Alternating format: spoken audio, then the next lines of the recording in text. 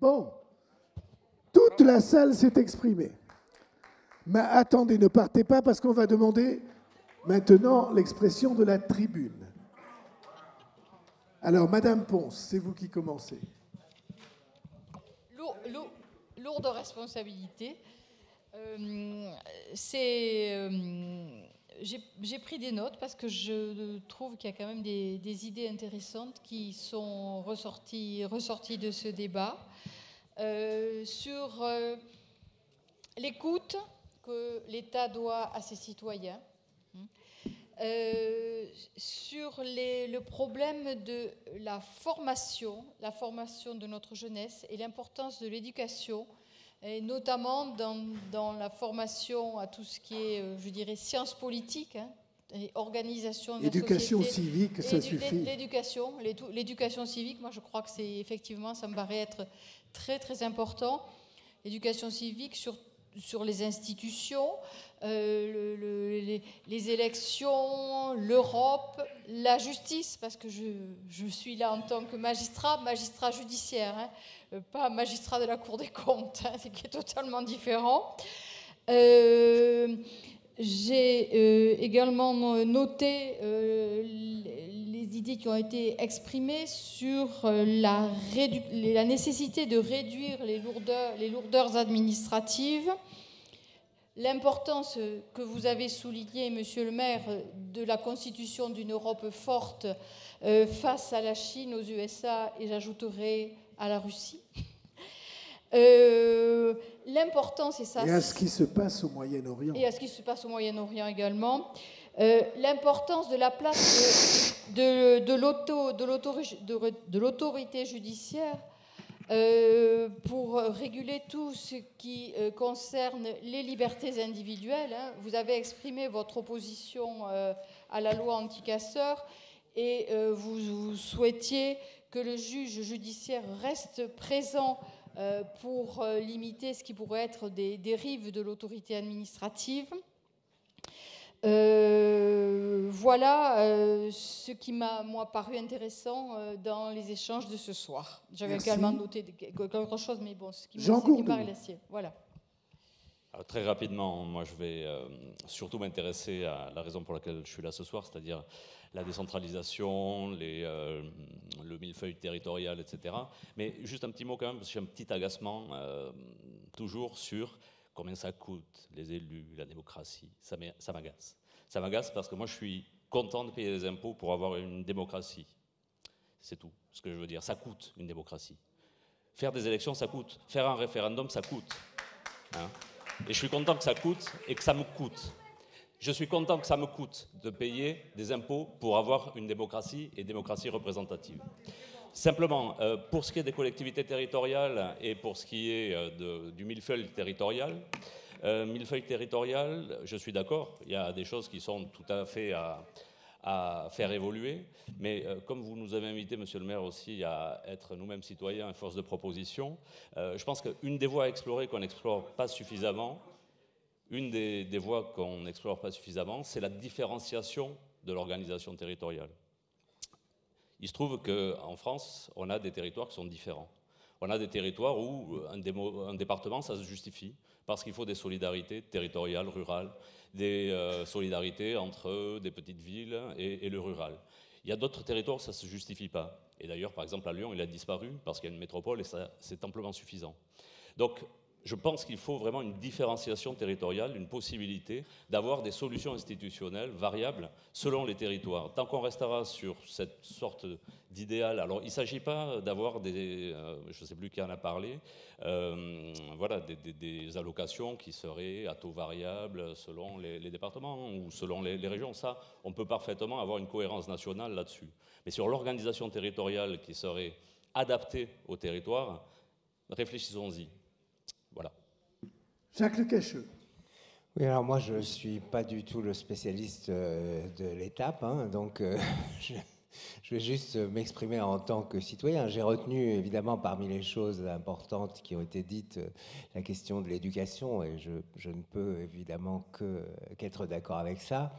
Et il y a quelque chose quand même qui m'a frappé dans le propos de certains intervenants, c'est la question du choix. en démocratie. C'est-à-dire, quand on dit, voilà, moi je ne peux pas choisir parce que je suis un peu d'accord avec un tel, un peu avec un tel, mais il n'y en a pas un seul qui correspond exactement à mes idées. Mais c'est jamais comme ça, évidemment, parce que sinon il y aurait 66 millions de candidats.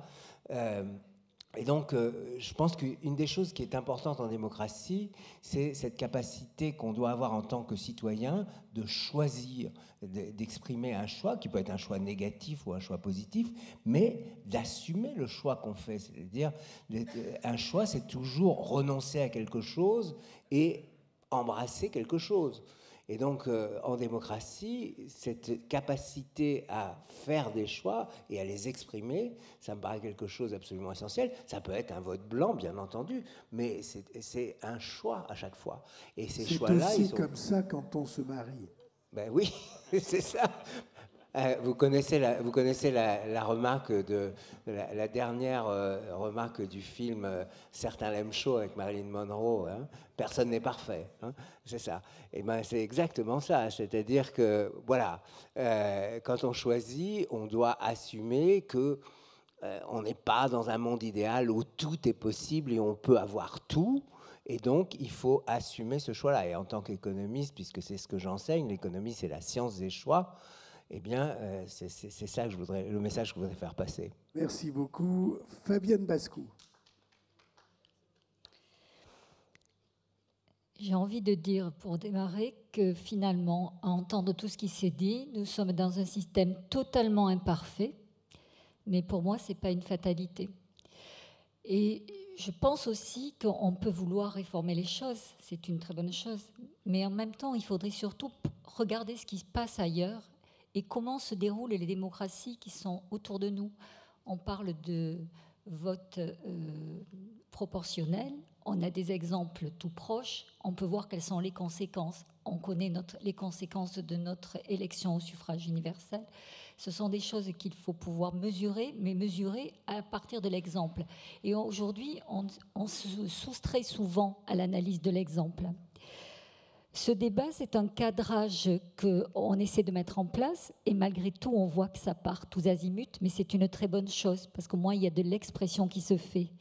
Mais il y a une chose que j'ai relevée, c'est qu'on n'est pas encore prêt à faire le compromis de tout ce que l'on a énoncé. Et l'Assemblée nationale et l'exécutif, l'Assemblée nationale, le Sénat, l'Assemblée nationale, l'exécutif, qui sont nos représentants, c'est le compromis qui doit être au quotidien.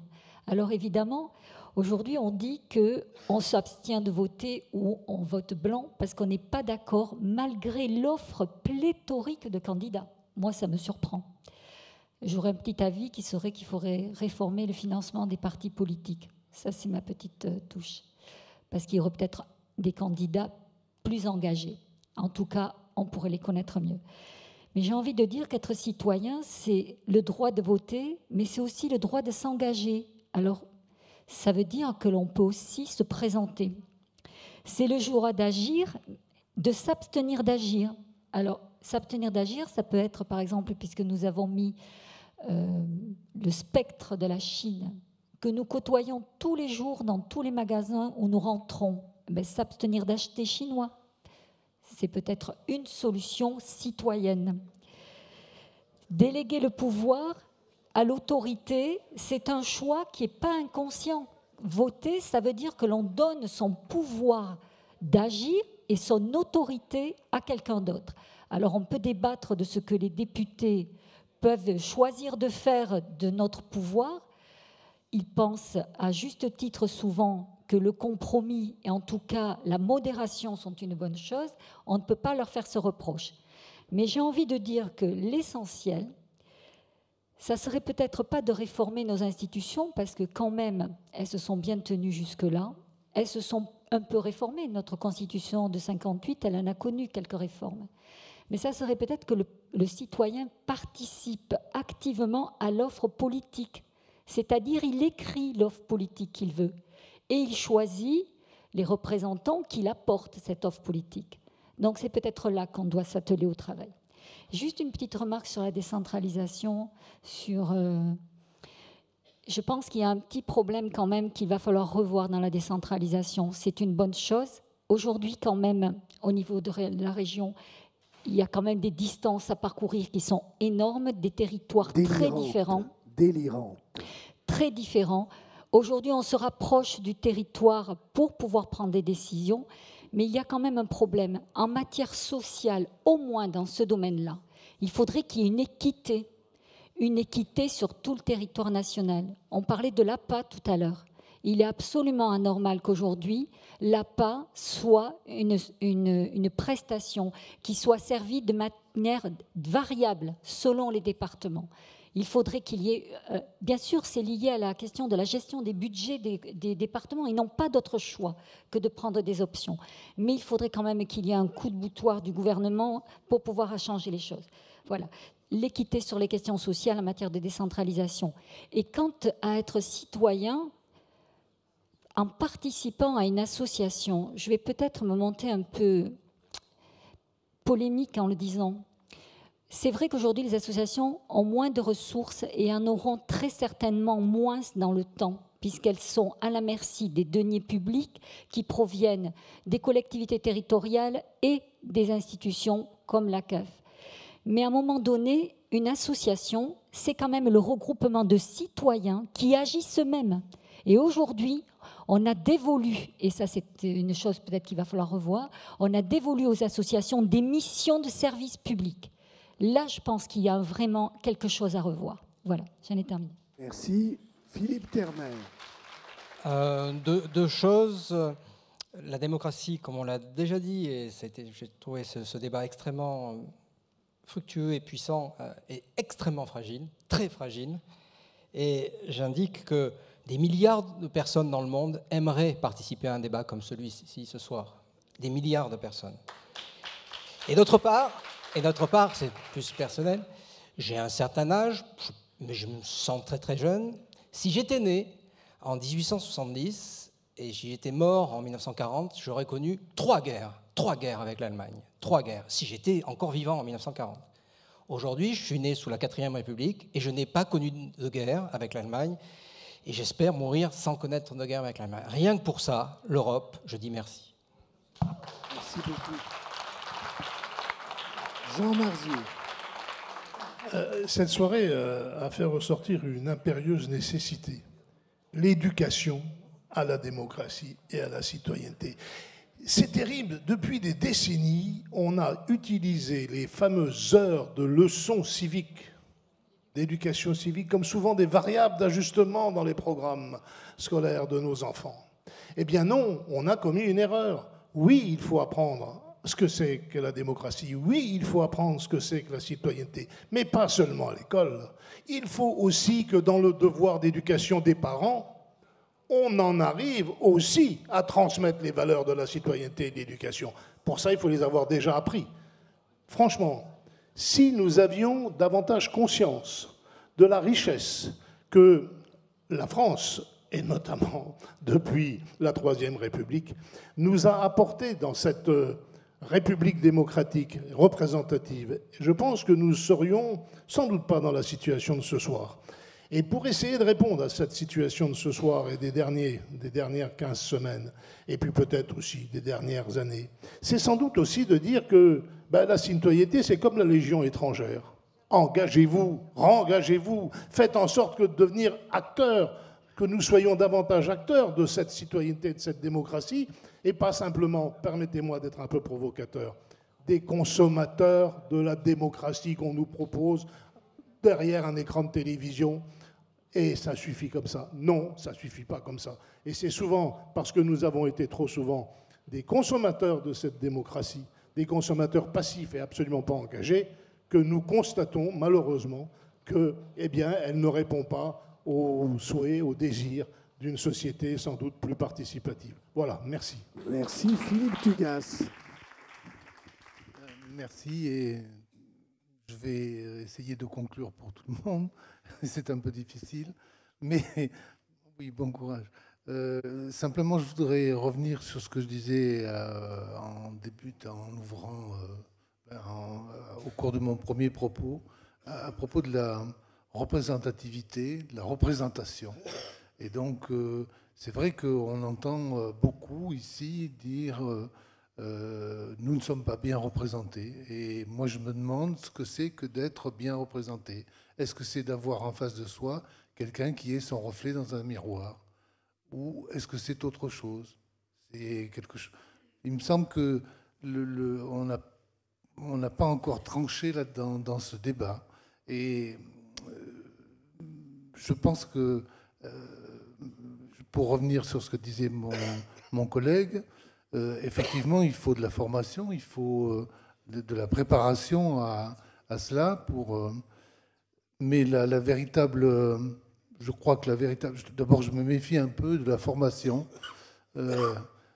parce que dans certaines circonstances, la formation est un peu orientée. Et donc, moi, je pense qu'il y a quelque chose qui existe, qui est l'engagement dans des associations, on l'a dit, dans des syndicats, on l'a dit, dans des partis politiques. Et c'est vrai que la crise que nous traversons me semble être aussi une crise de ces contre-pouvoirs qui existaient et qui ne jouent plus exactement le rôle qu'ils devraient jouer. Mais il ne tient qu'à nous, par notre engagement, de faire en sorte qu'ils jouent ce rôle très précis de contre-pouvoir. Ça permet, par exemple, d'éviter que sur la question de la loi anti-casseurs, il y ait des positions qui soient prises. Et pour conclure, je voudrais vous inviter à réfléchir à ce que disait l'ami de Montaigne, La Boétie. Je lis, je cite, le tyran ne vole pas la liberté, c'est le peuple qui lui délaisse. Et c'est vrai qu'il n'avait pas connu Franco, mais quand même. Merci Philippe. Merci à tous. Moi, je note qu'il reste plus de 100 personnes dans la salle, ce qui n'est pas une mince performance après la richesse et, comment dirais-je, le caractère un peu éruptif des débats que nous avons connus. Merci beaucoup à tous. On fixera la prochaine date, vous la trouverez dans le journal. Et le thème du prochain débat sera écologie, développement durable.